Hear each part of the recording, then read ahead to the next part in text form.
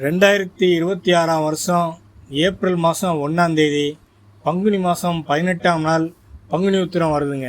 பங்குனி மாதத்தில் பௌர்ணமி தினமும் உத்திரம் நட்சத்திரமும் சேர்ந்து வரக்கூடிய நன்னாளில் பங்குனி உத்திரம் கொண்டாடப்படுகிறது.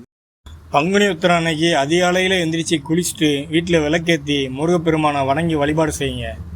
அன்னைக்கு ஒரு நாள் மட்டும் அன்று முழுவதும் கந்த சஷ்டி, சஷ்டி கவசம், திருமுருகாற்றுப்படை, திருப்புகழ் போன்ற நூல்களை படிக்கிறது நல்லதுங்க.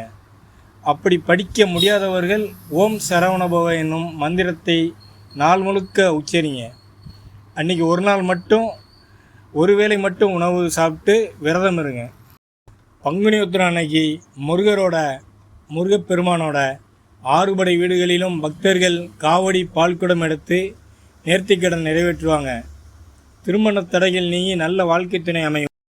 முருகர் கோயிலில் மட்டும் இல்லைங்க, முருகப்பெருமான் கோயிலில் மட்டும் இல்லைங்க, எல்லா ஐயங்கோயிலையும் பங்குனி உத்திரம் அன்னைக்கு சிறப்பு வழிபாடுகள் நடைபெறுவது வழக்கம். தூத்துக்குடி மாவட்டம் திருச்செந்தூர் தாலுகா அம்மன்புரம் அருகில் இருக்கும் புதுக்குடி அருஞ்சினை காத்த ஐயனார் கோயிலையும் பங்குனி உத்திரம் அன்னைக்கு திருவிழா களை கட்டுங்க.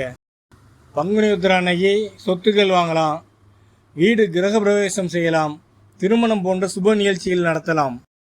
முருகப்பெருமான் தெய்வானை திருக்கல்யாணம், சிவபெருமான் பார்வதி திருக்கல்யாணம், கிருஷ்ணன் ருக்மிணி திருக்கல்யாணம், ராமன் சீதை திருக்கல்யாணம், விஷ்ணு லட்சுமி திருக்கல்யாணம், ரங்கமன்னார் ஆண்டாள் திருக்கல்யாணம், தெய்வங்கள் திருமணம் எல்லாம் இனிதே நடந்தது எல்லாம் பங்குனி உத்திரம் நன்னாளில்தான்.